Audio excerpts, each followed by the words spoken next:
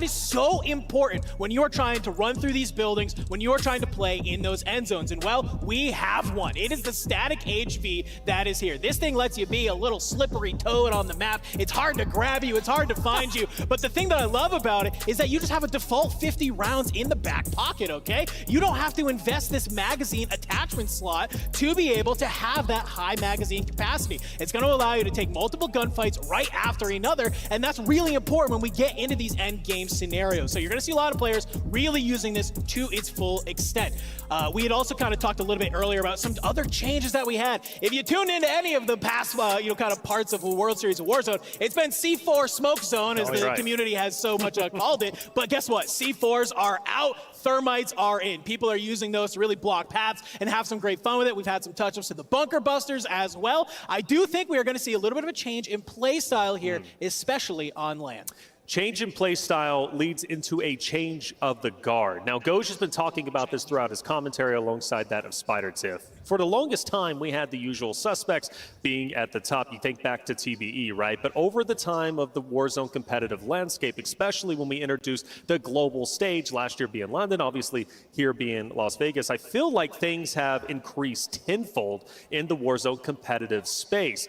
And that means, changing of the guard, right? That means the old guard is moving out, and now we're starting to get these new competitors moving in.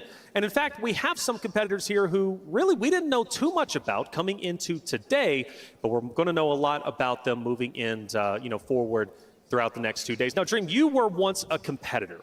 What is it like to get on that stage and, well, just be there for the first time? How hard is it to control yourself when you're going against veterans, you're going against the old guard, and you're trying to prove and set a name for yourself? Well, I will say it's a lot different now from when I was competing back then. Still hype you up. Well, I will say, though, there's a lot of pressure that can go into it. But, however, it's a lot that you need to ignore. If you are a good competitor, good player, like as we're going to just use it as an example, SSD, a lot of that energy, a lot of that going into the day, you just need to be there. You need to be confident. You need to be focused on your game. No distractions. And it could be a lot. It can be. But if you're that type of person, it just really depends on you. Everything today falls on you and your team, and you just need to be locked. Some of the teams that qualified, again, we didn't know too much about. They win, and they were pulling up big numbers. We're talking 40, 50-plus points, right? Enigma, when I saw them playing as well as they were, and even bringing them in for the interview, the confidence that they had, they were like, dude, this is our stage. We've been playing for the longest time. We've just been waiting for our opportunity. Right now that they're here, I think Baba Huff is one of them, and several others who are genuinely looking to make a name for themselves on the biggest stage. They've got to take that moment. They've got to own it. Do you think there's a big difference between the veterans and the newcomers on the stage? I think 100%. I think that we're seeing this with FIFA Kill Lennon and Jukies. They finally found out that it's not about just turning up and shooting your gun anymore. This is kind of like when we were all kids and we were in school and your mom told you you were very clever, and then you finally get to university or maybe college or whatever, and suddenly you realize you're actually a bit average. You need to put in some work. And I think that's what this is now. As we've evolved, as the space has grown, and it's been wonderful to be a part of seeing that throughout this last year.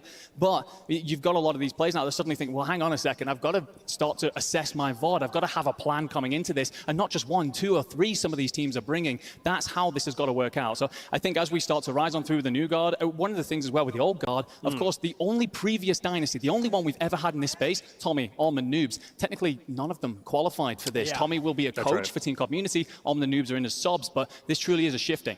One thing that I loved that that Enigma said was that there's a lot more that goes into this. We have bigger players into the mix. We have big orgs picking up these teams where the teams are like, okay, I have to take this serious. I'm representing an org, and even for Falcons going into EWC, right? That was one of the things they said, like, okay, we're confident, but we're a little bit nervous. But now that they got that win, they got that land at EWC going into this, that confidence is carrying. So when you have that support that's just carrying you further into the ether, you really can go far, and that's just it. Support. We continue to need to have it because it'll only keep growing. Confidence is key. You got confidence, it can take you really anywhere in life. For me, well, it kind of tapers off. But, sometimes I got that confidence. Enigma, I appreciate the gas whenever you do give it to me. Dantro, you always keep me level-headed, and I appreciate you for that. Kind of my job. That is quite literally your job. It was in your contract. Let's talk about how today is going to work out. Again, we've got 2 days of competition. Today is only day number 1. You'll get to see all 40 trios once again competing,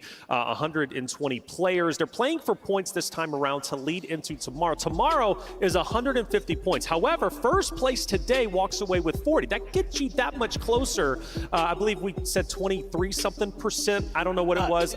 I don't do math. It was 26.4%, but I don't think we can understate how important getting those 40 points. As a quick reminder, 2nd through 5th will be getting 30 to start day number 2. It is really, really clutch that you actually perform well here today. I heard some competitors saying, day 1 doesn't really matter. Day 2 is when we got to show up. And I'm like, brother, you're letting SSD start with potentially plus 40 when we're trying to get to 150? Yeah. Insane that we kind of even chalked that. Some people were, I think, reposted them during their polls check, during their podcast, which, by the way, love. Been listening to that every time I take a shower. I think to myself, they're like, dude, this could be ended in, it wasn't a weird statement, just roll by.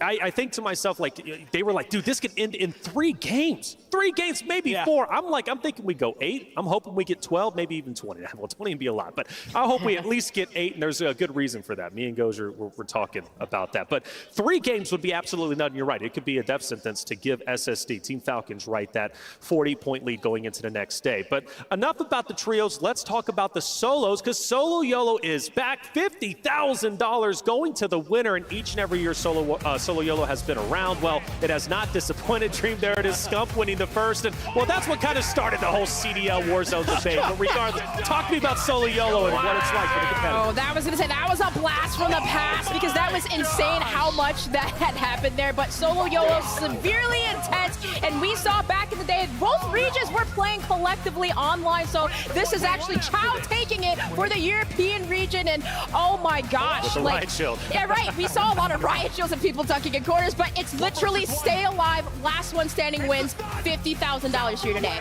I think as an EMEA fan, this is something I'm extremely excited for this year. Yeah, we can see about Chow there, but also FIFA Kill flew over to North America, won it over there, and there's been 2 Solo YOLOs in Urzikstan. Sure. Juki's won one very recently there, as well as Enkyo picking up one earlier on in the year. So personally, I'm really looking forward to this event. I am as well. It's always so fun to see the teams break apart, and last year was just absolutely nutty, watching Skullface win in the way that he did. I believe in that gulag, that famous gulag against Shifty, was Sage. Or Sage.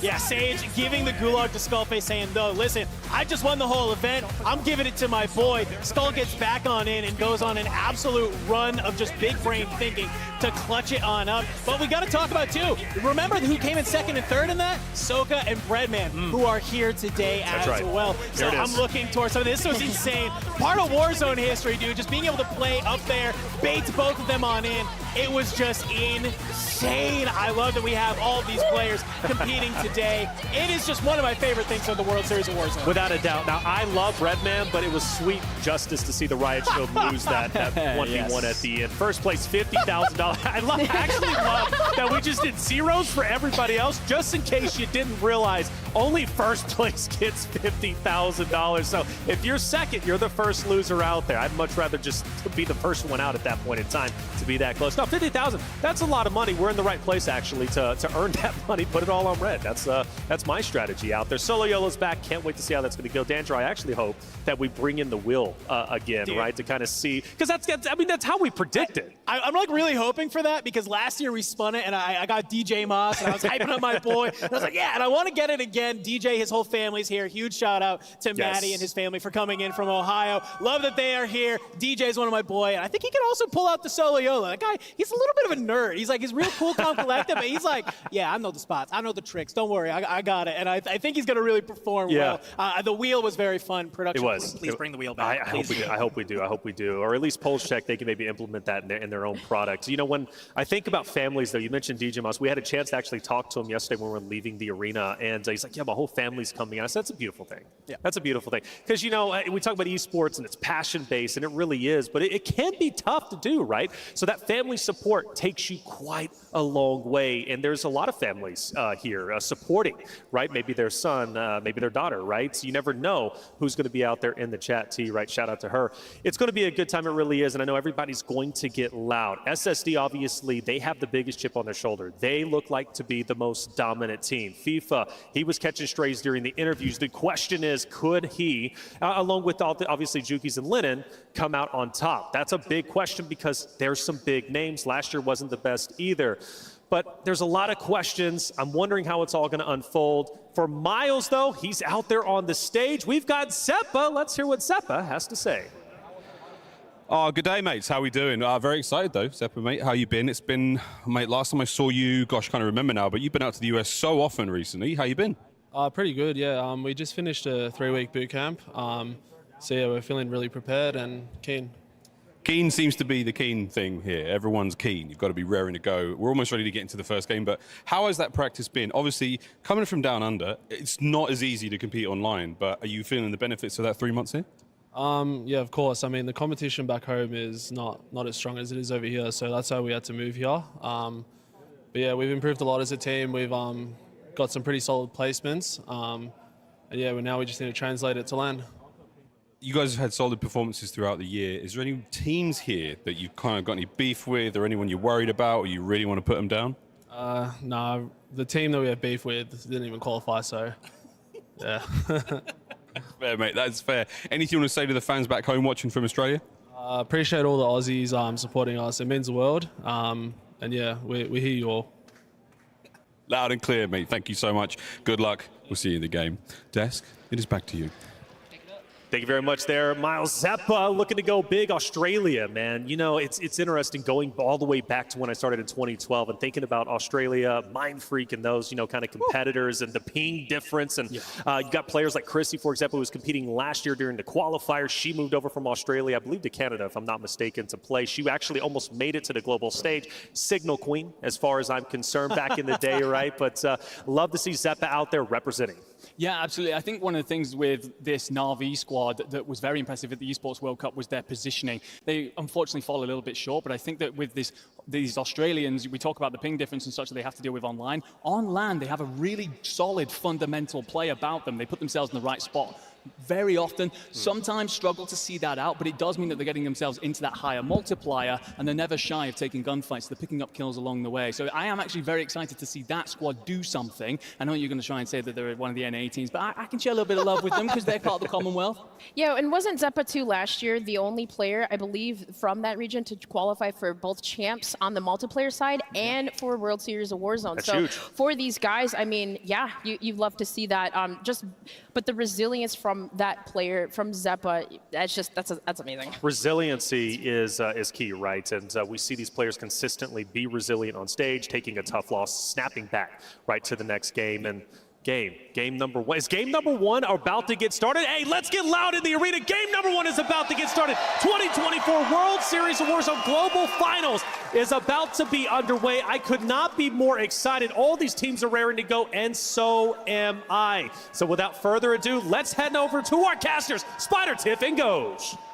Wow, thank you so much, Desk. Hey, good afternoon, Vegas. It's great to be here. I'm Goj, this is Tiff, and Tiff, I'm just excited to get into the game. We're here, finally. It's time, and the first game's about to drop. Yeah, it really is, and I couldn't be more excited to see all of the players that are just here in LAN, in person, the rivalries that have developed, and who knows what we're going to see. Some are calling it potentially a last dance effort out of a dynasty, and, well, you better cement it first. Yeah, the Desk talked about it ad nauseum, and I think it's worth mentioning again. The Falcons are the team to beat right now, but this is still day one, so this is really setting the tone for what we're going to be seeing for the rest of the competition. Folks, if you've ever watched a Call of Duty broadcast I've been a part of, I always use this term, the litmus test. Does. Let me burn it now, the litmus test. This is the time to see what the lobby will play like. As we're getting into our first drop here, every team will play different on LAN. Every team will play a little bit more aggressive or a little bit slower. So this very first map, everybody gets to decide what type of player they are and what type of team they are. Oh, and I can just feel all of the energy just kind of roaring up as we're getting to look at Urzikstan. Like you said, it is just day one. What is at stake here? Those advanced starting points moving into tomorrow for that Call of Duty Warzone match point. 150, but let's say you come out on top today. Those 40 points are beyond such a good game and can be such a boon to teams that may have struggled over the past couple of months to get to that threshold. It's such a good shout. I mean, today is so incredibly important, and I think when we think about this game, we are dropping into it. Now's the time to set the tone. Everything you have on the line, folks. It is time for our very first drop of the day.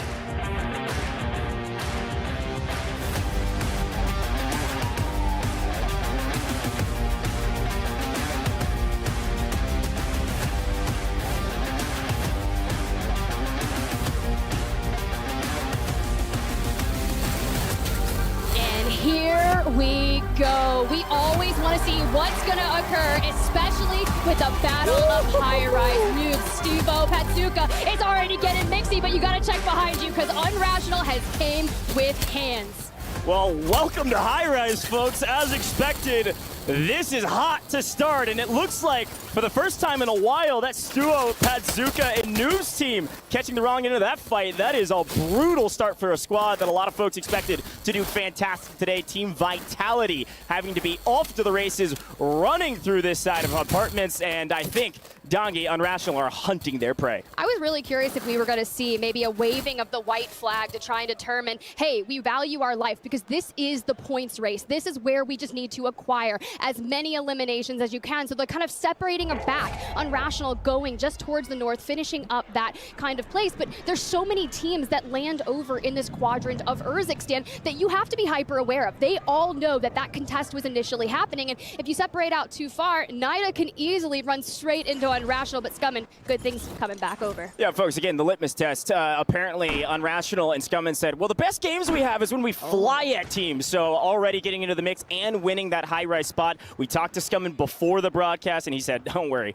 we're going back to high-rise and we're going to win it. And apparently, that's the case. A massive victory there, but we move to another side of the map. This is C-Town. Now, this fire station area is an interesting one. There's a lot of teams that like to land on this side of the map as well, especially with a team like Team Fnatic that apparently, didn't make it through this qualifying series, but a lot of their players made it to this stage. A lot of these drop spots are up for grabs, and because of that, a lot of things have changed in the last couple days. But we're here with our APAC team, who is apparently doing pretty well so far, looking like they've got a decent amount of resources. See, I was really curious because I was watching the Pulse Check IRL stream just yesterday, and Shifty was talking about how XTH was willing to land on them over at Pop-Off Power, and they're like, let it be. Let it be that free elimination that we need to kickstart our World Series of Warzone. We will force them to leave, and quite frankly, they're sitting right next to each other on the stage.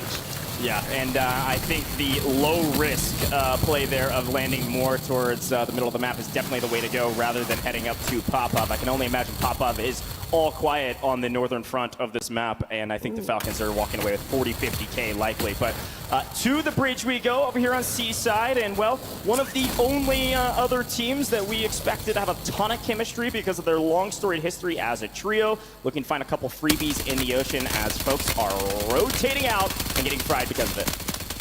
Well, Bagel over here just getting absolutely wild, but I like that we're not overextending, but keep your eyes on Tabulator. Dandro was talking about on the desk, has been kind of saying a lot on the timeline, right? I've got a lot to prove, and we are seeing a flank. Megalodon in the water. Don't let yourself get wrapped like that, Bagel. Don't. Yeah, slowly but surely, we're just going to protect our flank right now, like you said. We've got a long way to go. Again, we had a quick view of the map, and it is headed towards, at least somewhat towards the eastern side. So we're going to continue to move on and take a look at the rest of this map as we're continuing to hunt our prey. But we're going to move around and see what's going on. A couple things I noticed. Those that are Cloud9 fans with Jowo's squad, it seemed like they headed more centrally located than usual. They are not on that side of the map. So instead, they're going to be landing over towards Old Town, Low Town area and moving down to the south. But we move over to Pentagon, who's apparently found some prey of his own. Especially with Fuzzin up on high ground, this is a nice pinch they're setting up. Yeah, it really is, right? And this is one of those squads that has been landing down towards this area for the dawn time, but Ericsson already down on the ground. Nano drops down, tries to recover, and maybe put some pressure on. I hear the buyback, and now Pentagon, Fuzz, and Melvin swarming in, looking for Nano, and that will likely be a cleanup for Wars. Louis CM, Bubble CT, a massive squad, and, well, I know the dust didn't touch on this, and this one's for you, Wars. You're washed. What? Hey, we had a conversation about this. I'm only allowed to say it once. Dang, said he's once. washed. Worst performs on land. I don't know about that. We'll see. No, it's all part of the ritual. You just gotta let it happen.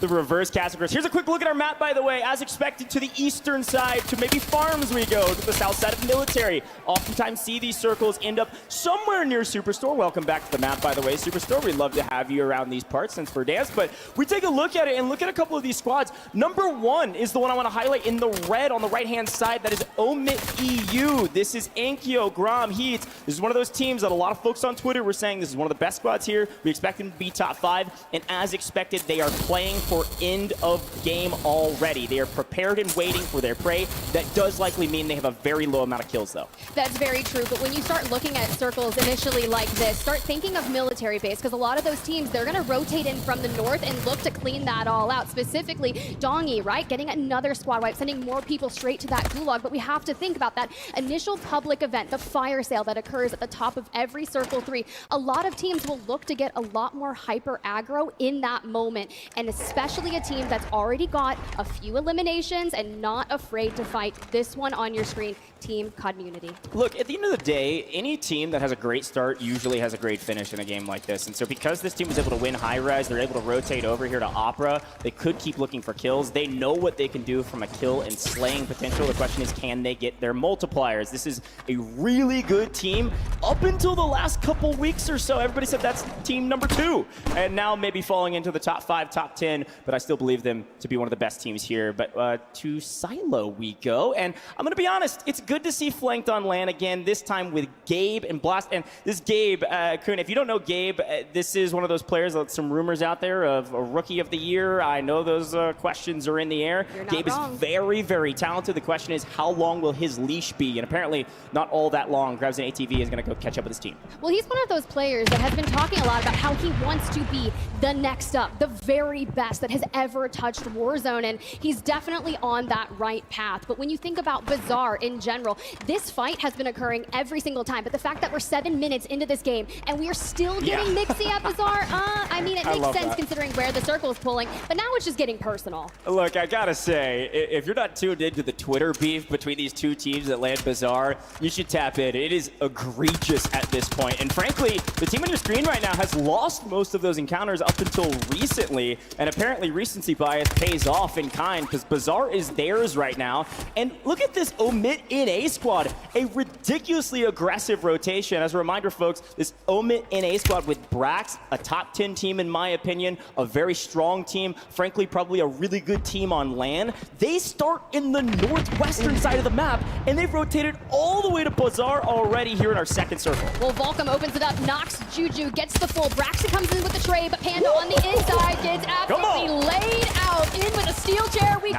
But look at Resolve coming on back. This one's going to be bloody, and Panda's pretty much going to have to win that gulag because the reset is going to be on the hands of Resolve. But I'm surprised to see Omit NA kind of folding like that. Yeah, they had a great setup, and I think they just got a hair too over-aggressive. Didn't have the third there to play trades. Resolve's able to get to the buy station, get his teammates right back into the mix. Brax and his team with Omit NA need to win their gulags and get back for free. And then again, this fight will continue. And well, look at the kill feed. Brax does not win, which means now they are player down. It is just Youngsters on main stage for the first time for World Series of Warzone, but a long-storied player. I'm excited to watch Youngsters all day today. But to the Falcons we go, because the question is, where are they? How much money do they have? And how many kills have they found in Pop-Off? And right now, they're continuing to ward off any aggressive moves. Do you know how many times I've watched the Falcons loot Pop-Off power? They walk out with $50,000, a backpack full of streaks, and ready to just get mixy. But this squad, I love to take the redeploy and get out of there, but they're just a hair south of where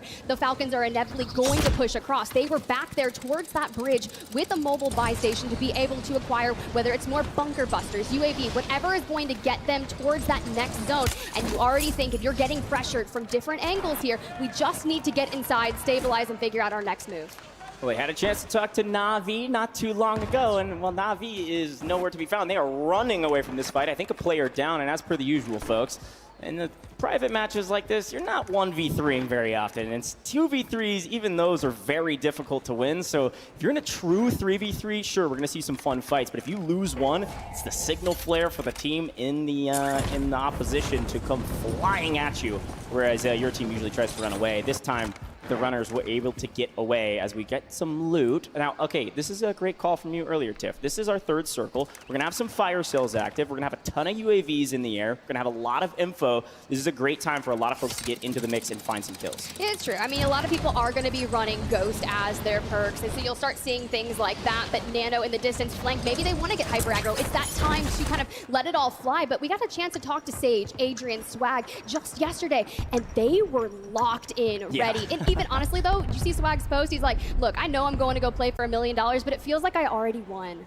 All right, FaZe. I'm excited to see them because at the end of the day, FaZe didn't get a lot of talk at the beginning of the show, and I think they deserve a little bit more. I do believe we have an interview with maybe the first team out. Uh-oh. Gooey, first team to be eliminated here in the first map. How you feeling? I'm feeling good. Right on, brother, as you should. Anything that went wrong, what's going to go right next time? very bad contract spawns, and compared to where we usually land, it was a pretty far flight. So, yeah. Well, mate, you'll get them next time. Just to remind you of that, we have a small medal for you that says, better luck next time.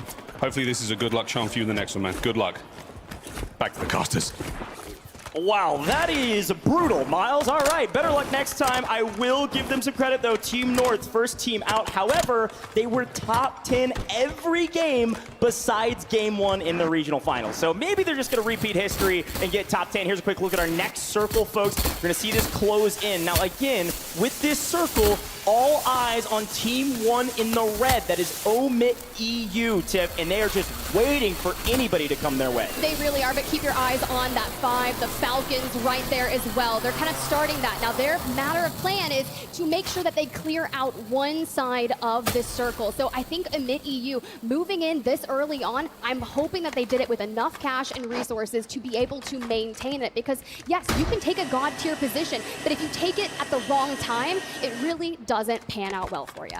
Well, as per the usual, a couple different modalities here for some of our teams. Hunting the edge of zone, especially if maybe you're a western side team, it's probably going to be the name of the game, looking for a lot of kills. Almond on 3, by the way, and I know we talked a lot about this team, but the fact that we have all members of TBE here, all split up on different teams or coaching, they're still here. They always make their way to land, no matter what it takes. We move on to another fight as Gabe and Blast have gotten into the mix again with Na'Vi, and this time I guess it looks like Na'Vi might have a little bit of a boon on their side with a player advantage. I don't know. Blast on 5, Gabe on 4. It's getting aggressive. Zeppa, they said they boot camped for 3 weeks, and I'm ready to see it pay off. But we do love a third party, because if it's not a third party, it's not Call of Duty at this rate. And Flanked and Gabe in the gulag, and Flanked just trying to get away. Yeah, it's a great third party there from, I believe, Vision Squad that came in and said, yeah, we'll take a piece of this pie and then move on our merry way. Again, a long way to go. Reminder, we took a look at the circle. It is headed towards the east. It is likely headed towards farms. This is military base still, so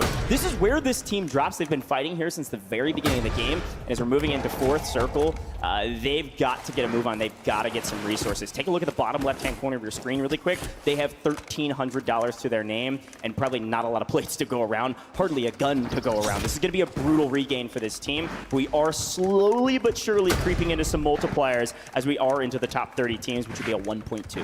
Yeah, and that's going to be very vital here. You want to make your kills do all the work for you. A lot of teams will hit that average of 1.6, 1.8, but a top 5 will be incredibly vital. And if you look, we do already have some teams that are starting to make that work. We didn't really even get to talk too much about Team Echo because we haven't seen them just yet on the screen. And I would love to check in with them, right? Look, I've played tournaments with Echo. Dandro and I both have, and we've really found success. And honestly, if I say that he found success, he definitely carried me, and I can imagine he's going to do crazy stuff here. Let's take a look at the Falcons. They found a nest up here at Academy. This is a fun spot for them. I watched them win a tournament here once they already got to match point. So let's see what Ahsoka can do. Not a crazy amount of eliminations yet. You got to remember, though, of this team, all 3 can be Slayers, just given whatever game they end up playing. I think it was Biffle who is easily the lowest amount of kills during regional finals, but in recent tourneys, Biffle's been turning on the heat. So we'll see what they do. It looks like they've got about 9 or so across the board with a multiplier coming through. So about to find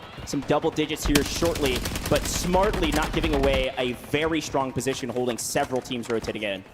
Well, hear me out. Shifty in a bush, just peeking. I want to listen in with them. Let's hear what the Falcons have to say. You break it? No, I popped the tire, though. Off another one. I mean, that should be low shit.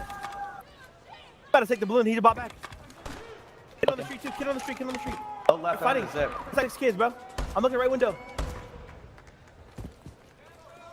You see that zip? Shifty? Kid right here. In these bushes. 1 second, sir. 1 second, sir. On his bottom. Right here. Put that low left. Yo, low left. Swing. Watching. Gotta run at us. Absolutely, he's behind something. They're already swung the low. They're just Look your right. I haven't looked right yet, D. Over here. We're smoking up on the right over here. Yeah, they're in the little divot. They're in the close divot. Sorry, one way to the backside. What about our left? What's our left looking like? We should swing the hill, no? Left, yeah. We can even take the balloon. Nah, let's run. Got clues out there. Shot for that team that was on our left. Be up here. There's a kid up here. You can take the car. You got to reprint.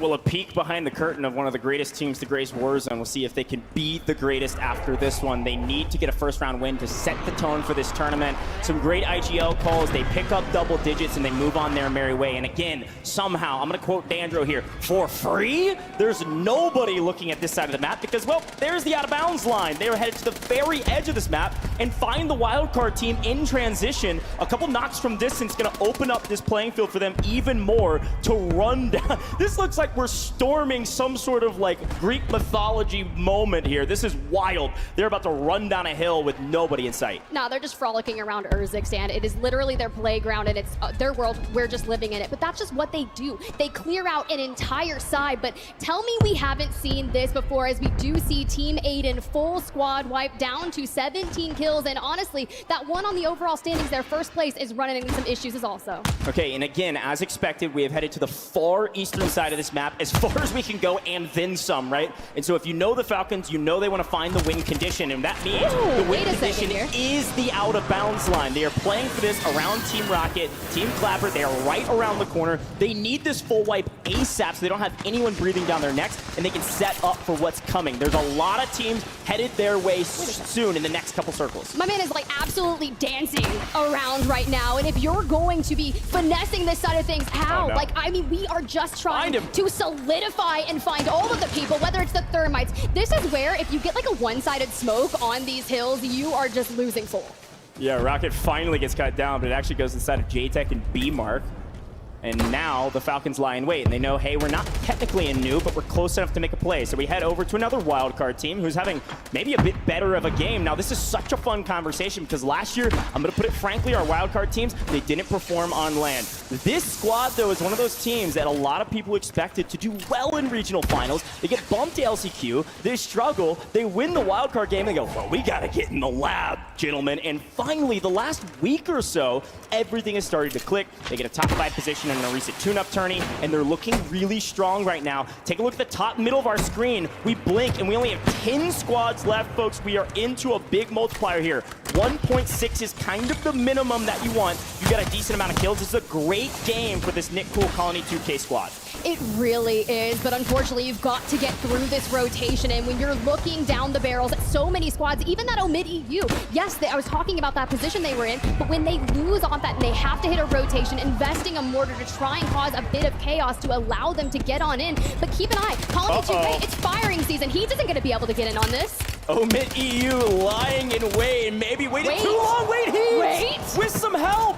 Finds a way in, barely, and a teammate's still alive. Omid EU is still in this thing, and they are about to secure a 1.8 multiplier. This is a key moment for all of our teams right now. 6 squads remaining. Everybody wants the 1.8. This is massive. He's get cut down. We've got Enkyo down below. We've made it to top 5. 1.8 multiplier is in play. Omid NA down. Enkyo on the ground. Finished there by Soka. The Falcons, they wanted to come in and cement that dynasty by opening things up with a solid performance here in match number 1, and they own all of the space on the map. FIFA kill over there in the distance, but this big fight here between JTech, B-Mark, Slide, this will determine it all. The final 3, but JTech, he drops Soka. Shifty, you better answer back for that one. You know what Slide, B-Mark, and JTech's name is? Revenge Tour, and they're on it. Shifty is in his bag, and he's finding some success in it. FIFA comes in, plays the third party perfectly to pick up a couple kills in rotation. FIFA still a solo, so we've got a 1v1,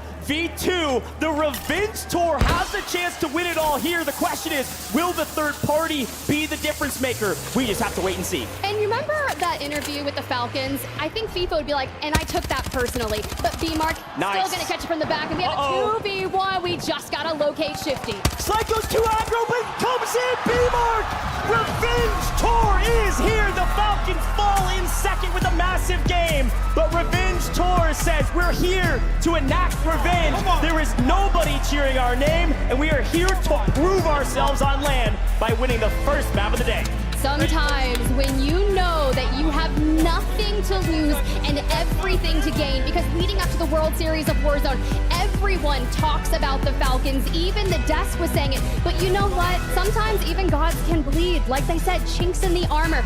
But a 1.8 is still a crazy start considering how many eliminations they probably walked away with. But a 2x, even better. You got to remember about this team, too. They land like the very top left portion of the map. They had a crazy rotation, and because of it, they set themselves up with success by rotating early. That's what gave them this win. They got there when they needed it most, and then they won the 2v1. There is one thing to say about teams like this, Tiff. It's that when they know they have advantages and they actually push it, they play with confidence. Taking down arguably the best player in the game right now, 2v1, is still difficult, but having the confidence to know we will win that gunfight every single day of the week. Very well done for Revenge Tour. Oh, look, I would be like losing my absolute mind on stage knowing that you just did that in game number 1, that litmus test that you were talking about, which means as we kind of look through this last stand, I think it paints that great picture. And shout out to Heeds there for taking my caster curse and just saying, eat it, bro. Like, I'm still getting out of here. Sure, we got a better multiplier and some more eliminations to go along with it, but it was that early rotation here out of Nickel and Colony 2K under the guise of the smokes to really allow them to try and find any of those eliminations while teams were later on that rotate. Yeah, again, this wildcard team did a fantastic job to get here with a ton of eliminations as well. I'm really curious to know how many kills our Omit EU squad did find, because they did make it to 1.8 times multi, and a lot of folks think they are the number 2 to top 5 team here. But a final look at this fight, Hisoka, they had win condition, they had a great position. The problem is they lose one in this transition. Watch this move. When you lose Hisoka here, all of a sudden you're in trouble, and it's because Revenge Tour brought the LTV up. That allows B-Mark to take an off angle. It allows Slide to hide behind the vehicle and use it for cover. And then FIFA comes in and plays Spoiler. It's the perfect third party from a storied Warzone professional of FIFA kill. Yeah, and if I'm Revenge Tour, I know where that solo is. We've already accounted for them. And what I want to happen is to allow them to put extra firepower on, but to grab the LTV, to take that challenge, and then know that B-Mark has your back. It's like that diversion, and it was so executed well that, I mean, look, 2x multi, however many eliminations they've got, but I heard we've got some people to talk to, and I want to hear from the Revenge Tour themselves. Miles, what you got for B-Mark?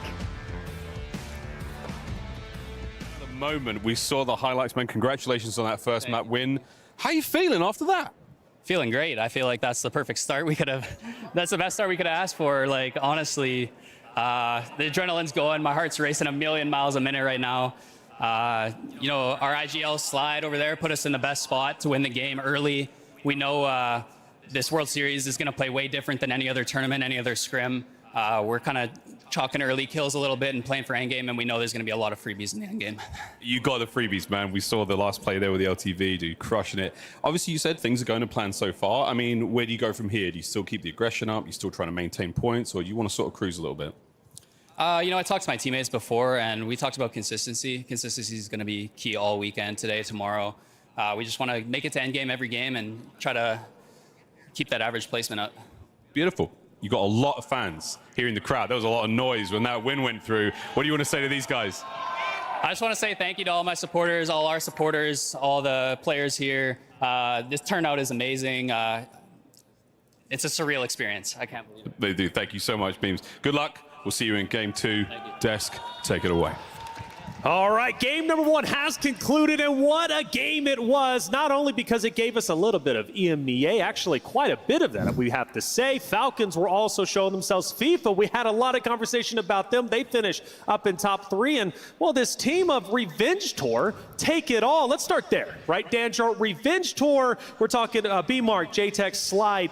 How impactful is it for this trio specifically to win game number 1 in World Series of Warzone? This is just the ultimate confidence booster is what this really is, right? These are just 3 players who are coming together to really kind of showcase and shine. And I love, they kind of haven't really ever been respected, if I'm being honest with you. I just feel like they have to be able to keep up this consistency. Sure. But being able to win game number 1 in the global final, insane. Well, let's actually go right back to you, Danjo, because early aggression is what we saw. We discussed maybe we see some slower moments. This game, nothing like that. Yeah, Hardy's zone really just kind of comes together and forces a lot of these teams to eventually fight. We saw Falcons take that sort of power position over there at Academy, and just you watch them just basically have all of these kills funnel on into them. So many teams were able to do that. I was watching that kill feed, man, and it was just non-stop. I got a little intel saying scrims, players kind of figured out they can start kind of moving around the map maybe a little bit faster than they were used to.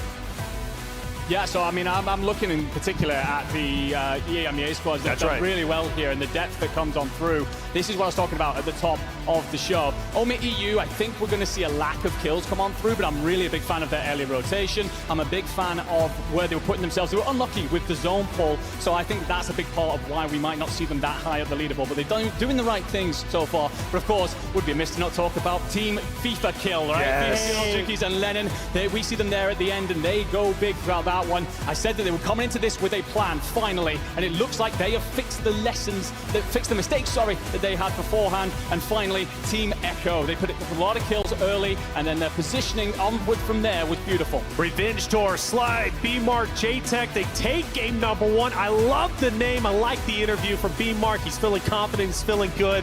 A team that we didn't cover in Top of Show. There were so many greats to talk about. Well, we now need to start discussing them a bit more. Who knows where they're going to be on the leaderboard, but game number 1, it's got to make them feel good and feel confident. They weren't the only team, though, to do well, at least from the EMEA side. Who else should we be discussing? Well, there were a lot of teams that we saw did pick up a lot of eliminations, and we were kind of talking about that, which teams fell off a little bit, but maybe, not get that placing. But I was looking at Team Echo, Prodigy, Oki, and of course, Echo, of course.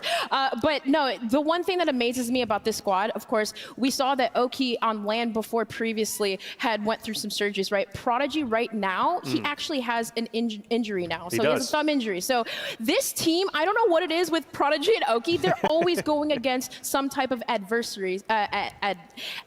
So it's like, oh my goodness. The fact that Prodigy was picking up eliminations with an injury on his thumb, his thumb is huge. I was like, dude, did somebody hit it with a hammer? What happened? He's like, I actually don't know. The man woke up and his thumb is just as big as can be. But hey, apparently it didn't affect him whatsoever. They played incredibly well. Echo was a team that we were constantly highlighting, and for good reason. We talked a lot about that aggression. We talked a lot about zones. It's actually going to heat map up and see where a lot of those fights ended up taking place. Dandro, I'll have you handle this. Yeah, I mean, no surprise here. We're looking at that Old Town, Low Town area there in the middle. A lot of players liking to kind of want to be able to sit in there. And when we kind of saw that zone pull to the East Coast, right, it's no surprise to see that this area kind of saw a lot of teams get caught, and especially down there in City. This is something that we see kind of time over time as players have to move through. You kind of have to pick, what island am I about to try and play for depending on where the zone is going, because you have to make these huge rotations across big open space, across open water, and you might get caught on that rotation. Yeah, absolutely. I love that Dandro brings up the water there, because you're going to see that essentially that northwestern island is pretty much dead, because people did not want to get caught on the wrong side of that river, knowing that the zone was definitely not going to be up there. So they're rotating early. That's why you're seeing a lot of those kills in the middle of the map, because as Dandro points out, they're getting caught. But then also you're seeing a couple of teams try and hedge their bets about which island it would end up being on this eastern side, and you end up by the Abtal Academy, where of course it's going to be quiet until we get to our end stage, and then the Falcon Sun and everyone else just lit it up. Yeah, and that's really key, right? Positioning, and as an even IGL player, we're really leaning on those players. Like, what should we do? What should we make the decisions? And we just heard B-Mark say it, right? We had a great player that told us where we needed to go, but looking at that, getting set up early, I think it was 28, was it Zeppa? I think there was another team that actually got out of dodge, was able to get out of that action. So if you're a team that noticed, okay, there's a team set up early, how do we rotate? How do we finesse? It's just those in-game moments that really matter. That's going to make a team shine here today. Well, let's talk about a team that did shine outside of Revenge Tour, who took game number 1, our second place team, which was Team Falcons. Okay, we get that nice open zone, but let's take a step back in time. Before that moment, Dandro, Falcons are set up quite nicely. I ask you the question as we're watching the game, are they set up and trying to implement the gatekeeping strategy? Were they blessed by zones, or did they appropriately set up to obviously have that great in-game Talk to me about their mid-game, their start, and how they finished. Yeah, I mean, that's just a basically bread and butter Hisoka big brain call on that zone is what that is, right? When you start seeing it pull to that eastern side of the map, you know that Academy is going to be this great place to go ahead and set up, because when they're sitting there, they understand a lot of these other teams are going to have to push upwards towards them. We saw they're kind of just set up on some rooftops, on some low ground. They're able to use some loadouts that are there as kind of a heady, and you just catch all these teams who are trying to just grab space. And when you have that squad just denying so much area and rotations, you basically force all of those other teams to go underneath, and we just watched squads fall one by one as that happened. It was a great position. Before we went over to them, they were nowhere on that leaderboard. That's right. After that sort of zone where they're able to catch all those people, they're sitting up there second right below Echo. Well, game number 1 is done. 5 more games to go. Let's take a look at our standings after game number 1 has concluded. Who is on top of the leaderboard? It's actually Team Falcons. The eliminations was enough. Second place got them up to the top. 17 elims, 30.6 total points. And then we got Team Echo. We talked about how good they are playing through injury, but more importantly, playing out of their minds. They currently sit in second. And in fact, the most eliminations out of the entire lobby. Nice to see FIFA Kill, Juki's, Lennon, they're in 3rd place. And well, Enigma, you covered Omit EU. There they are in 4th. Yeah, absolutely. A big fan of Omit EU and what they were trying to do in terms of the fundamental positioning, the early rotations, basically change their drop spot, apologies. But I think one of the things as well when it comes to Omit EU is that they are, you know, I could accuse them maybe of not pushing up that church strong point that you had for Falcons. But what I will say is with the Falcons play in particular that you brought up there, Dandro, one of the things that Soka loves to do is trying to take that early strong spot and then use the out of bounds as an area to really seal them off. And I think that was the difference maker between the two teams there. I think if Omit EU go for that church spot early, they can make that same play instead. So fine margins, but seeing a lot of EMEA presence nice and early. I mean, dude, I love that. But I also got to shout out Heeds for that 1v2 on. Nasty. My God. That was the 180 just choke slam on people. I was like, oh wow, like great positioning here. I'm like, oh okay, we're shooting nukes today. I love it. All right, well, FIFA Kill and his crew, they did an incredible job. Currently sit in 3rd place. We actually had a chance to hear from FIFA Kill. Let's hear what he had to say.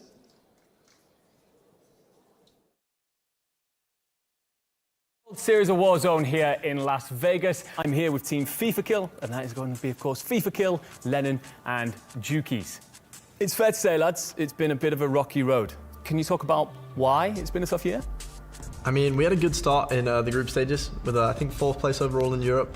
And then an update came out, our buy station left, and we didn't know where to land anymore. So the rest of the story has just basically been trying to find a home for us. I know that you are talking... Where's Liam gone? Wait, what? He was literally just there. Not again.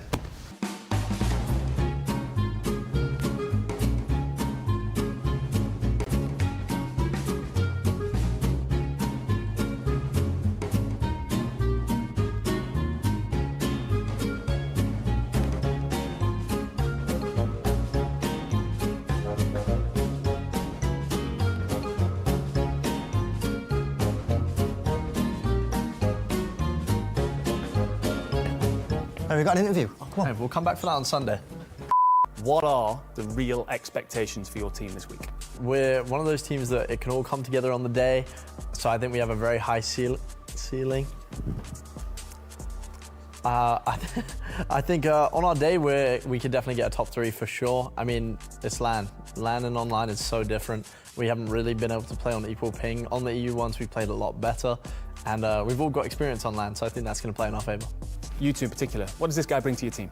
I think the most important thing he brings to the team is kills. He's usually our top fragger. He's very good at breaking down a team, deciding strategically how we're going to do that, where we're going to get the opening knock, coordinating where we should be to break down a team. Liam, you're not going to get away with just having your ego lifted here. I'm going to ask as well, what do your teammates bring to this trio? Len brings an extra set of eyes, but I don't mean that. I mean, like, his vision is great in the team. I get my trade as well. Sometimes if I get full kill, he'll get the 2-piece, even if I don't get a knock. Len's very good at that, and FIFA's good at leading us around the map, you know. I'll pick the fights and maybe coordinate the fights, but like, wherever we fight, like what area we are, that's all on FIFA, and that obviously comes with a big part of his brain. I think he's one of the smartest players to ever grace the game, so I've got one of the best gunnies, one of the best brains with me, so that's what they bring. So we've got one of the best slayers, one of the best supports, one of the best leaders, 3 great gentlemen of the space. I'm looking forward to watching you do something great this weekend, gentlemen. Thank you. Thank you very much. Thank you. And that was Team FIFA Kill here at the World Series of Warzone Global Finals in Las Vegas.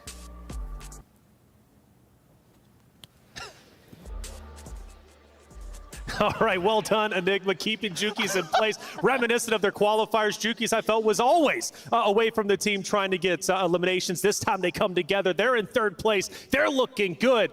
But the question is, who is going to win game number 2? Well, let's find out. Let's get game number 2 started. Spider Tiff goes. Take it away. Thank you so much, Desk. I gotta say, that might be one of my favorite interview pieces I've ever seen. It happened on the map, but FIFA Kill was able to make it to top 3. A great start for a team that, frankly, I think a lot didn't expect a lot from. So it's good to see them near the top. The big note from that last map, though, Tiff, it's math, right?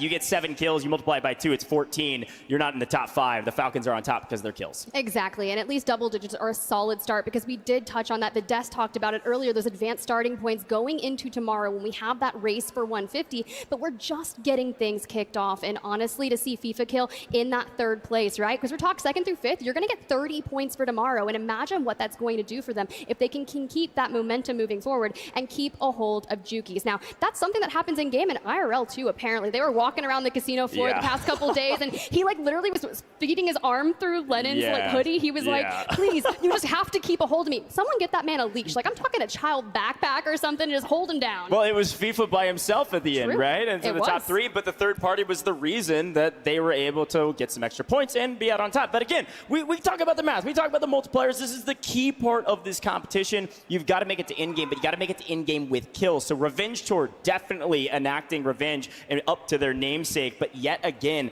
not a lot of kills to go around. So again, 14 points. That's kind of our metric right now. And again, when you're trying to get the amount of points that you want for tomorrow, we're looking truthfully for top 5. That's where you're going to get a majority of your points. Win 40, top 5, 30. That's a great start to tomorrow. Well, hear me out. The Revenge Tour, they kicked things off. They've shown us they can win, but now we need to see the eliminations to go through it. So let's get ourselves in that plane. We're looking down the barrel. We're getting into Urzikstan. Let it rip. We've got game number 2. Let's get into it.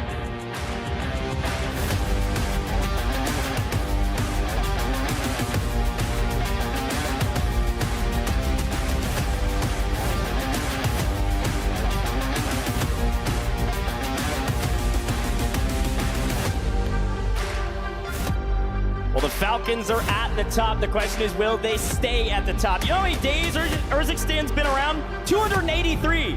You know how long the Falcons have been at the top of Urzikstan?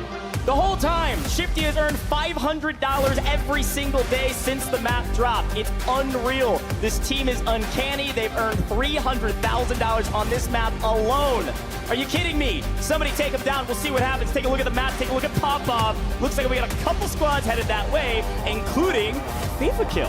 Hey, look, I love when you want to get aggressive, but it's back to that contest that occurred at the start of map number 1. Turn your attention over here towards High Rise. Now, this resulted in a few trades back and forth, but they didn't have an actual loss, right? Scummin kind of maintains that position, but they're ready to run it back. They're like, all right, cool. If you want to give us some elims, we will take them. And honestly, I'm just waiting for the angle. But he's got a PA in the back pocket too, and I kind of like that already. Look, this is one of the most hotly contested, but also highly anticipated drop spots of this entire tournament. There's been a lot of smack talk between the two, and with Noobs into the mix, getting cut down immediately by Scummin. This is looking a lot of the same of last map. Let's see if Scummin can continue up the reign of terror, and yes, immediately, 1-2, buckle my shoe, where's the 3rd? See you later. Head to the Gulag Vitality. Wow, what a start again for this squad on High Rise. That's a commanding victory in a contest if I've ever seen it. They didn't even get the fool on Dongy, because you can see Unrational getting him back up on his feet, and that's 3 eliminations that they'll kick things off with. But back to Bazaar we go. It looks to see that Resolve may be the only one standing. Yeah, history repeats itself in High Rise, but this time in Bazaar, it's a little bit different. Panda in trouble, Resolve in trouble, and gonna lose this one. Might get 1. No, doesn't get the cleanup. Should get picked up. Panda is getting out of here. That is a loss for the side of Panda, so we'll count it 1-1 overall on that fight in Bazaar. Can we talk about the preemptive of the shooting out of the zip so they can't go over there and just get on it? Regardless, they have maintained Bazaar for themselves, and considering where the circle may go, this is a nice space to claim for yourself, especially that buy station, all the loot to go alongside it. You can see it Resolve there, taking that Gulag victory against Patsuka. Yeah, all right, we're getting back into the mix, but you're not going to go back to Bazaar, that's for sure. See them flying around trying to figure out where to go.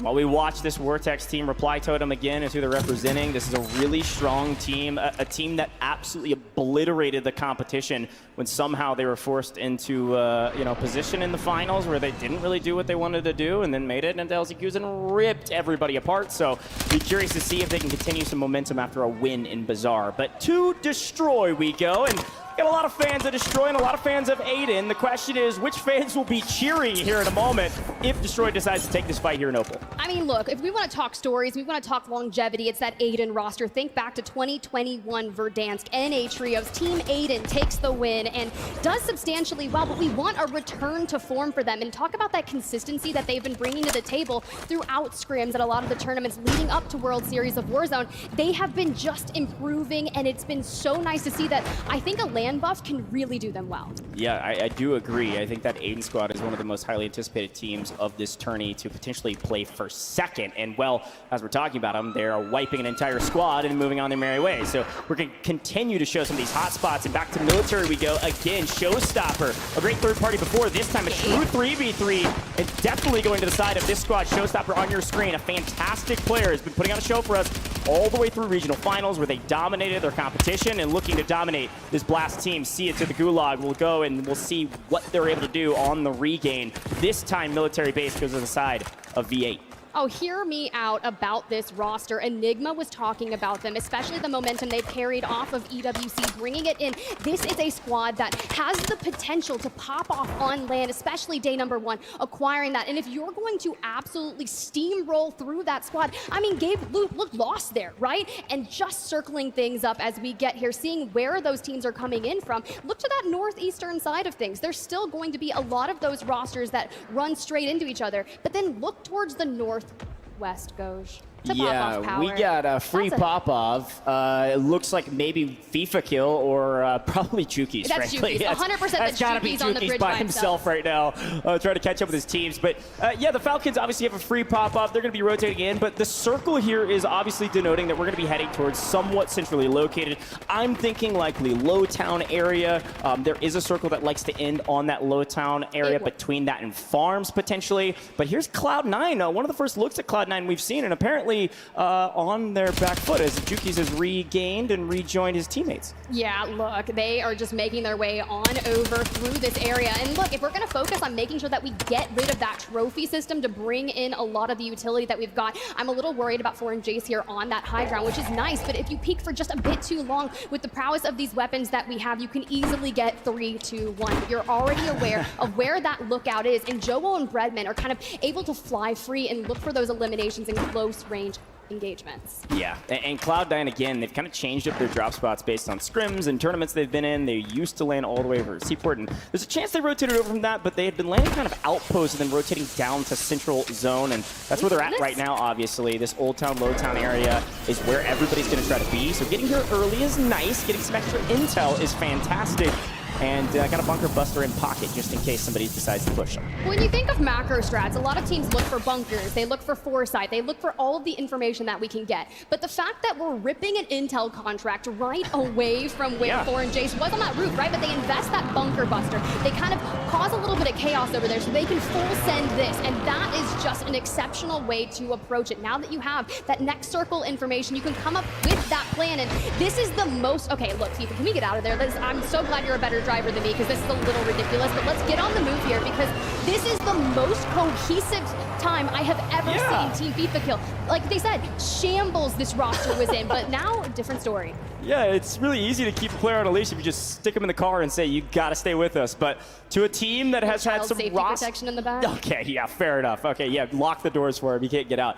To a team that's had actually a lot of roster changes here. Dizzy coming in as a sub for this event as their third wasn't able to make it in. Looking to find Clavson on the other side. Apparently not the first team out, but looking to maybe be the third if they get cut down here. Clavson, Gooey, FLS in trouble as Dizzy, their sub, comes in and finds his third elimination already here in the second zone. But here comes two. What? Dizzy almost wins it both, and unfortunately doesn't look like Vita's there to clean up, which means we don't get a clean trade, which means it's a 2v2 for this fight.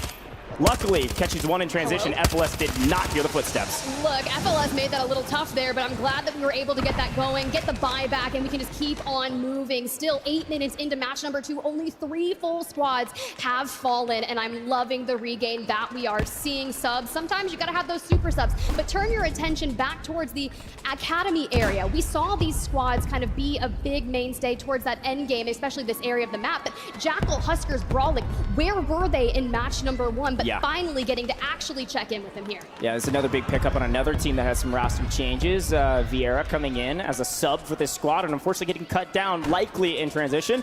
Little smoke and run, you never know, but with 3 people shooting at you and somebody that shoots it straight, it's Huskers. No chance, my friend. See you later. Huskers reaping the edge of map. And now we're going to move closer to center as we take a look at suburbs. But I'm getting word. Who's our first team out, Miles? We've got an award to hand out. Let's see who it is. We do have an award to hand out. Noobs, what happened, baby? What happened? Well, I had a few PC issues the last 2 games, but I think we got it sorted out now. It didn't help, but we got something in the work for the next map. What have you got in work for the next map? Any sort of teasers you can give the fans? Nah, I can't reveal anything just yet. Not a single secret? Nope. My man, tight-lipped. I appreciate it. How are the guys feeling though? What's the mood like in the camp after game 2? We were expecting a little bit better, but I think we can regroup for sure and try out for the rest. We wish you the best luck, man, and indeed, hopefully this helps as a good luck token for you going into the next game. Thanks very much, mate. Back to the casters. Thank you so much, Miles, and thank you, Noobs. And I do believe their tricks might be changing drop spots. I'm not sure what's happening at High Res, but they're not winning it. But apparently, this wildcard team is winning a lot right now. All eyes on Team Colony 2K. A very strong performance in the last one, and looking like a strong performance in this one yet again. Heli to rotate. They're going to make their way to zone and set up for new as we swing over to the other side. Opal Palace, again, several teams in the area, but right now, Savvy Ultra's team locking down one of the spots they believe that give them a bit of cover and a bit of reprieve to refuel back up. No, I love that we're going to hit the double smoke and kind of get on out of there, especially when you've got other squads like Team Valor, like Omit NA in that nearby vicinity across the road. So invest that drone to go find some of your information and make sure, like, hey, we want a third party this. We don't want to have that occur to us. So as long as you can keep tabs on that, especially with Youngsta's Juju just being such insane firepower, it looks like they may already be a duo, but keep your eyes on this battle here. Destroy, Raul, they're on the high ground, looking down the barrel at FIFA, but you know what? They are all 3 together. This is a different story. We're talking about it. If we rip Juki's out because it's wall bangable, I'm a little nervous for that one. Yeah, this is such an interesting spot as well because it's a very easy position to third party, fourth party, or more. You see 4 teams on our mini map. You can see Super Evan squad, a team that hasn't been in the limelight in a while, but really did a fantastic job during the regional finals. They won the very first map of the day and set the tone for what the pace would be in that regional finals. Have been a bit quiet in scrims and lead-up tournaments, but I'm excited to see what they can do here in Lowtown. Every team rotating this direction. You see Aiden off in the distance. They're not going to get a lot of value out of this, but maybe burn some resources. That Aiden squad is rotated over from Super. We saw Omit NA have another big rotation, probably on the back of Brax's IGL. They come from the northwestern side of the map. They've rotated all the way over to New. Everybody setting up for the end game as some resources are in the sky. I'm sure everybody knows that there are several players around them. Oh, and Juki's on the ground. The smoke and Lennon kind of disengaging from the area to look to hit that res, but I saw that he was using Resolute, which is quite a nice thing to just give you a bit extra health and give you a little more time to get to safety. And where you find this squad at, they don't have the ability to extend on out to get that full if it's not occurring, especially when you've got to worry about what's coming your way. Thermites, right? Replace that C4. They're nimble, they're quick, they're 6 in a back pocket, and now Nate Dogg, welcome to the interrogation, because you know, our Apex squad, they want all of that info and they're not afraid to chow. Yeah, and this is where they land as well, at least supposedly, right? I think there was some conversations they might go contest pop-up. It's not looking like it's the case. They've been here since the beginning of the game. This is XMQ squad. There's been some Twitter chirping from some of the folks that follow the Apex scene. Like, no, this squad is really, really good. Watch them kind of make some waves in this talent pool and have a good day in day one. And we'll go from there. Right now, looking pretty clean after a nice cleanup. Here's a look at that zone, by the way. As expected, we are in Lowtown and likely in Lowtown for the rest of this game. Take a look at all the squads on the edge of zone. Again, I want want to pull out Omit EU, red 1 at the bottom of the map. This is where they've dropped. They've been playing extremely slow in this tournament, just waiting and biding their time. They haven't moved since the very beginning of this one, now creeping into the edge of zone. Several teams, though, are lying in wait because there's a lot of buildings in Lowtown. They just aren't very big, so expect some chaos here shortly. You really have to, and they're already starting on that grind to make sure they can clear out one side of it. They've got the sight set onto Fluffy Aimers and a couple other squads on the horizon. We're going for a massive wrap. Everyone knows they start off in pop-off power, but we rotate all the way in the north. We cut straight to the east and come on down straight this way to Bazaar and T. The only female on our land scene. Hey, Soka, don't give her a couple taps like that, man. What? Nah. That was a well-placed thermite. I call those the fastball specials, all right? You just lace somebody with the thermite, knew exactly where they would be, where the buy station is. Nice play to clean up a squad and then move on the merry way. So back to some action we go on the side of Opera House. Again, Unrational and Scummin in the mix. On the other side, Almond with that Falcons Mina squad. Potentially last alive for his team, at least on the map. And maybe a couple well-placed thermites to root him out as we are hunting yet again the edge of zone for this Scummin squad. Big fan of Sky Nades. Love when they work, especially when you need a diversion to make your way all the way up the staircases. But they already know about it because Scummin's going to take the brunt force up that. We're still going on in for that challenge. The timing of that push, impeccable. We don't lose anyone to actually fully eliminate it. And this squad, we talk about them leading up to World Series of Warzone, a squad that has the potential to have some of the biggest pop-off games. I've seen them get a 1.8 or a 2x multiplier that net them in north of 70 points. Yeah. You know what that would do to the entire scoreboard right now? But they're a slow burn. They usually don't warm up until games 3 towards 4. But if they did that now, it changes the trajectory of our 6-game series. No, I totally agree. And well, the Revenge Tour still in this one as well. They've holed up in a building. And right now, this is just everybody biding their time, okay? They said, we got where we wanted to be. If we can find a pick, somebody makes a mistake, we're going to take advantage of it. But until then, we're going to lie and wait and look for those mistakes. You see DJ Moss, Z-Smith, they do have one of the higher buildings in this area, so they likely have the most information out of these squads.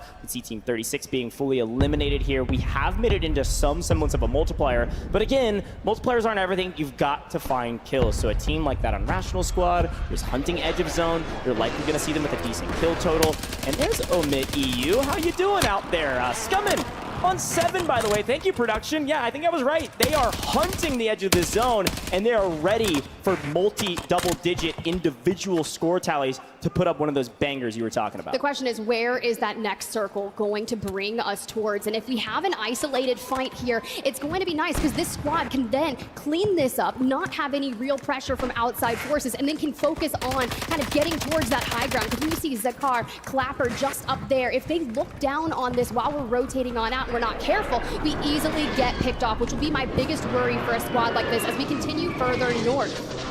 Yeah, a little bit further north we go and into Old Town. This is the southern side of Lowtown, rather. But look at where Scummin and Rational's team in the pink 20 way down on the bridge. They can actually drive that train all the way in. So I'll be curious to see what they do with it. Ahsoka, another well-placed thermite. And another elimination. FLS is going to fall here shortly, but Ahsoka is in trouble. He's got a little bit of backup. Just wants to make sure he plays his life correctly. So they play inside the building. They're going to force a zone off here on the portable buy station. FLS, Dewey, not sure what to do as Shifty comes in for free again. Somehow being gifted with another piece of cover playing around this portable buy. They're all 3 up and ready for this fight. Well, this is the Falcons special, right? Anytime one of them gets ripped off, usually have enough cash to kind of keep them going back in. But Dewey, the first team out in match number 1. But we have set a trap and we are taking down the Falcons. The Falcons fully eliminated, dropping early. I don't know how many eliminations they had, but I only expect them to not have a perfect day.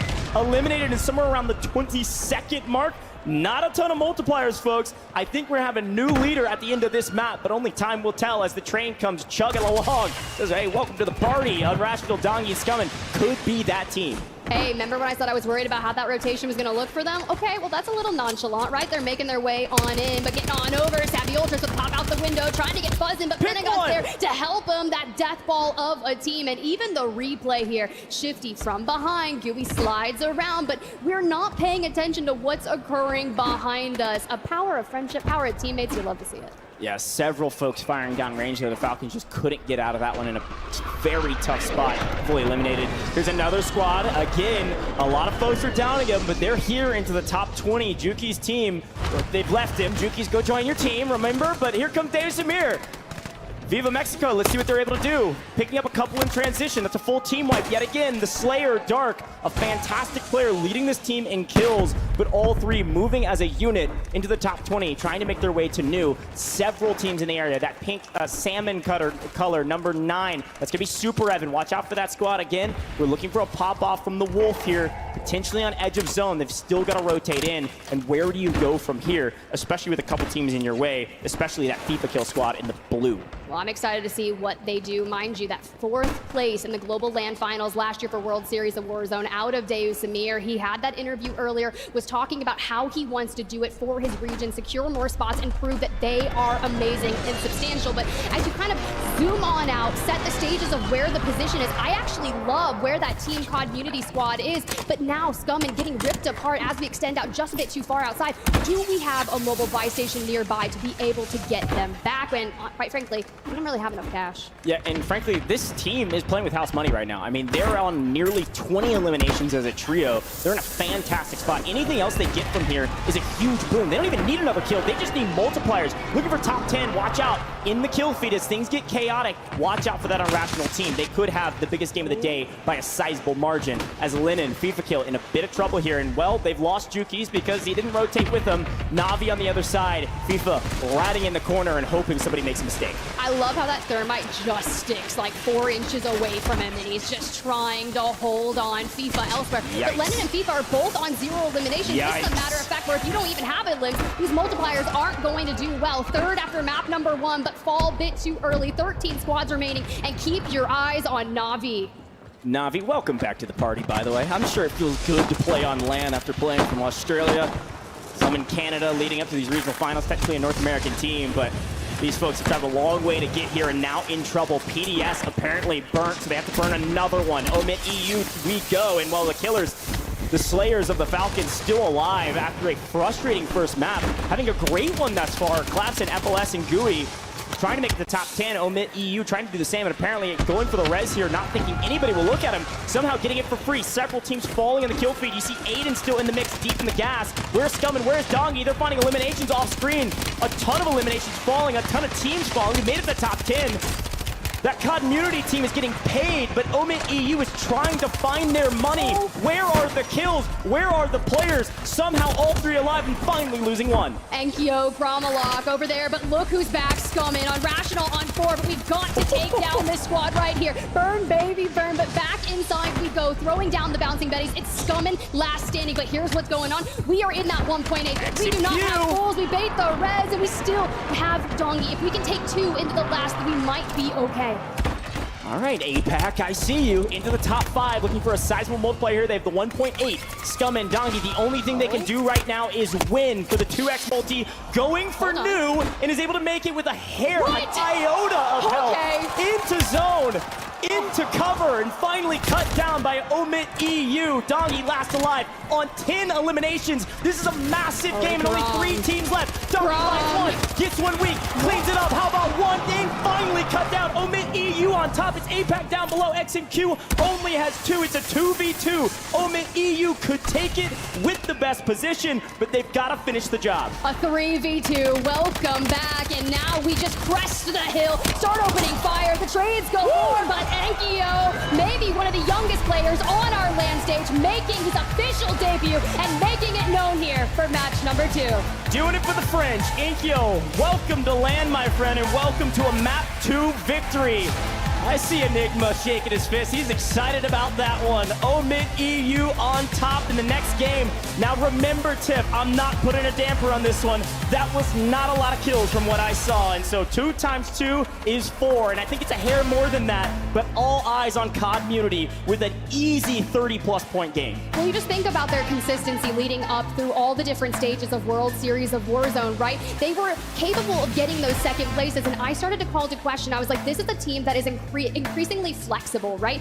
They will split drop depending on what that plane line looks like, whether they go up to Kotobo or they start from Manor. But when you start from Manor and that circle inevitably pulls to you, of course you're going to run that issue of maybe we weren't able to rotate through, find some fights and get them those eliminations. Regardless, what they have shown us is they have the capability of netting themselves a win and thinking of what that's going to do for them, especially tomorrow. Yeah, and I think the best part about this team is that they have the history of a very high placement. They've got a great multiplier across the board. Love to take a look back on what happened in that map, how they got there, because yes, they secured a great multiplier. I think they averaged like 1.7 multiplier throughout the course of the entire regional finals, but there was a long road to get there in this one. And frankly, apparently that medal from Miles paid off, because you see this FLS team, they go out first in the first map, they make it to top 10 with a decent amount of eliminations. What we didn't see was that Aiden's squad off screen with Z-Smith picking up kills, setting up this team for success, almost was able to drop the team that won and finally get shot in the back and taken down, but getting top 5. And I love that they get that buyback, right? Onto Scummin, and he like flies back in after the redeploy and repositions himself. The 1 pixel actually separating. It's unfortunate that Gromalok was already there to pretty much punish him for even trying to do anything towards them. So we do see 2 eliminations, a ton of damage, but then our APAC squad, XTH on the low ground, that last minute buyback for them. They reunite on the low end. It looked like they were going to be able to do a lot of damage towards that Omit EU roster, but this is where having all of your team alive in that end game just pays dividends. Yeah, this is a tale as old as time itself. When you have player advantage in the in circle, if you have all 3 alive, you usually win. Is he on Twitter? Very well. Yeah, you got to tweet out the clips. Did you already tweet it? Come on, Ikkyo. I see you. Farm your tweets right now. Don't leak the DMs, though, bro. Don't leak the DMs. Get your impressions up. A fantastic win from the young gun. Just recently turned 19, I believe. I believe the youngest player on this entire LAN. But we're going to head to the stage here with Miles. Miles has got one of the players to talk to. I believe it's Gromalok. We do indeed. Gromalok is here. So firstly, congratulations. A very big win. How's the team feeling after that one? Breathe the fire out. Yeah, we're feeling good on that one. That's definitely a good way to start the tourney. But yeah, job's not done. So gotta looking back after the games. And yeah, keep doing that shit. Keep doing it. Well, you've got a few more games to play, obviously, but a good start, as you said. Now, you've got quite a young teammate. Can you tell us a little bit about him and how the nerves have been for the young man? Yeah, Enko is just 19. It's his first LAN. As you can see, he's feeling pretty confident as a rookie. So yeah, he's one of the best in the game. So happy to play with him. I've been playing with him for years now. So yeah, very happy to share this with both of my teammates. Oh, fantastic, man. How are you enjoying Vegas so far? Have you had any time to enjoy yourself? Are you walking around or just strictly on the game? Yeah, Vegas is a dream. Like playing Call of Duty in Vegas, like child dream clearly. We're enjoying a lot. Yeah, enjoying a lot. Even if Enko is not 21, so he's struggling a bit, but it's okay. We have a good time here. Fantastic, man. Well, once again, anything last moment you want to say anything to the French fans back home? Sure. Merci à tous ceux qui nous soutiennent. Vive la France. Let's go, les gars. On est là pour montrer. Let's fucking go. And yeah, very happy to. Merci. Bonne chance. Merci. Take care. All right, back to the desk. We've already said swear words. It's a family show.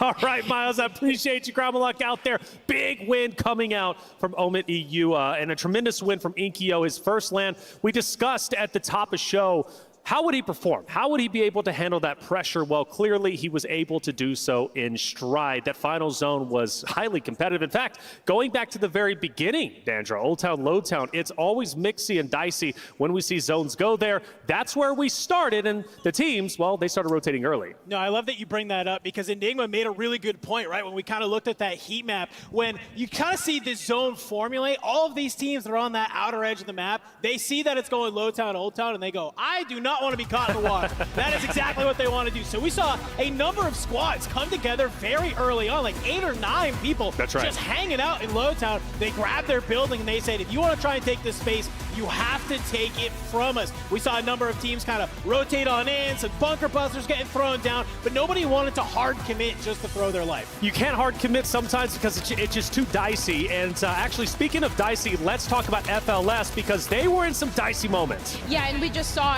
right at the Opera House, there was a lot of engagements that was going on, and for FLS and his team, they were completely dismantled by West Esports, Nitogs, Dizzy, and Vita, and we had saw the regain because at some point, right, those rotations going into Lowtown, we see Biffle, we see Hisoka, and right here, they get dismantled and get struck by a streak, but the regain from FLS and to be able to take down the Falcons, yes, you gotta give them some props. Yeah, to knock them down from second place to 22nd from game 1 to game 2 is tremendous. FLS, shout out to you. But let's talk about the big dogs, Gio. Yeah. Omit EU taking game number 2. I mean, to be honest, I think that final circle was absolutely sublime because you had FLS, they actually had this building for cover, and Omit EU, they were out in the open. Sure. And it was funny, you know, you heard on the cast, they were like, don't get too cocky, and you backstage were like, no, do it, and that's exactly what they did. But I think it was actually really indicative of the play style that works so well for this team, particularly when we talk about a player like Enkyo, who's been seen as this young prodigy. Yes. Even in all of the EMEA tournaments, you know, when they came through the upper bracket, they came through the finals, other teams were saying Enkyo is the scariest player in this lobby. And they said, you know, this is his rookie LAN. Right. You know, it's his debut, It's his right? debut. And we're seeing exactly what he's made of, exactly where his particular strength is, and it's gonna come from being really feisty like that. And you know what? It worked. He was feisty indeed, wasn't he? Omit EU taking game number 2. Heat, Gramalok, and Ikeo. Well done for Ikeo to only be 19 years old, first LAN, and to play as well as he's doing is absolutely tremendous. I'm ecstatic that we highlighted them during the pre-show. Enigma was pumping them up. Gio, obviously, you pumping them up just now. And, you know, I'm so happy to see them do as well as they had. Now, the question is, obviously, when we get to our standings, because Falcons finished off early. I know Aiden's been having a little bit of a tough time from game number 1 to game number 2. FIFA also another team that was finished off a little bit earlier. So game 1 winners and great performers not necessarily performing as well in game number 2. Now, there is one team, though, that's been making a big improvement throughout the qualifiers, and that's Community. Yeah, I love that Community in that game too. I'm going to be honest, they have finally done the thing I have been waiting months for them to do, which is they hit double-digit kills. Towards the end, they had over 20, and they finally fixed their placement issue. So many times during the qualifiers, I'd see them have just a gap on everyone else with their eliminations, but then they're going out in like 26th, 27th, and I'm like, it really doesn't matter if you're not taking advantage of this multiplier. Now, I have to give a shout out. We said, you know, obviously this TBE roster, you know, we have some of them kind of playing here, but we do have Tommy as the coach for that team. That's right. I have to imagine that his influence is one of the best minds in Warzone, has fixed some of these issues for the squad. Yeah, Tommy's a great competitor and a great shot indeed. You've been watching Tommy for the longest time throughout your career. I have as well, and it's great for him to be here, even if he's not necessarily playing. So I know he's happy to be on the global final stage once again. Let's take a look at our heat map and see where the drops ended up taking place. Obviously, we saw a lot of attention in Lowtown, Old Town. Dream, if you don't mind, walk me through the heat map and what went down. Yeah, well, I mean, we saw potentially all, of course, those early engagements, but a lot of action around Lowtown, a lot of teams rotating and getting set early, and rightfully so. Team Jukies, we did see one of those teams early there the whole time, but did fall. So it was really about holding in those engagements and rotating, of course, over the water, but, you know.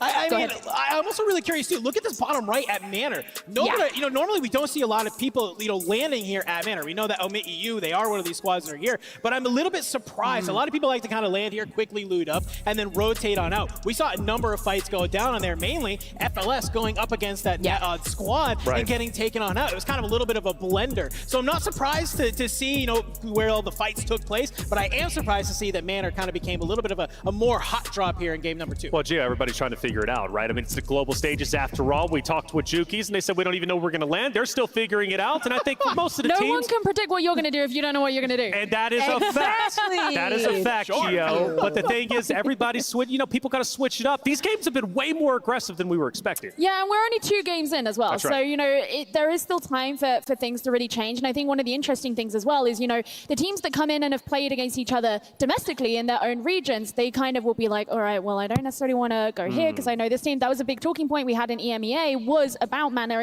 in particular because of this team, Omit EU. It's like, well, they consider themselves the experts there.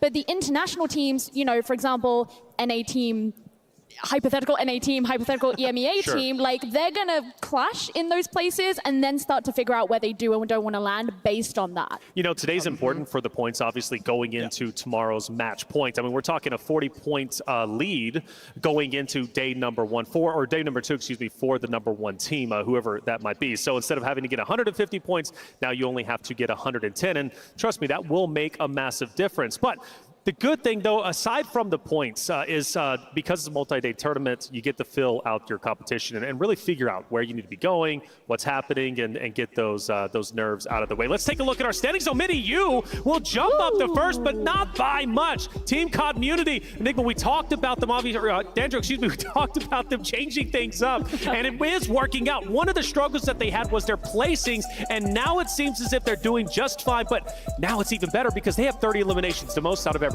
Yeah, the 30 elims are really helping them come online. I have said since day one, if you want to try and keep up with this Team Falcons roster, it's about who can really get the eliminations. Community, they were my choice very early on to be one of the squads that can do it, and I love, after only 2 games, they are sitting here on 30. Only 0.4 points behind Omit EU in first. I got to imagine that's a very momentum-based team. I know when Gary starts getting loud, he starts feeling it, he's bringing the energy to those other 2. And I got to imagine after that game number 2, getting ready to head into game number 3, he's hyping them up. They're ready to go back-to-back and keep dropping games like this. That's right. I do want to apologize. Aiden is actually doing just fine. Game number 1, I know they were finished off a little bit earlier, but game 2, clearly, they stepped it up. They're in 4th place at the moment. Now, if they can just get into those final zones, my lord, they would be absolutely insane. Dream, we take a look at our second page. What stands out to you?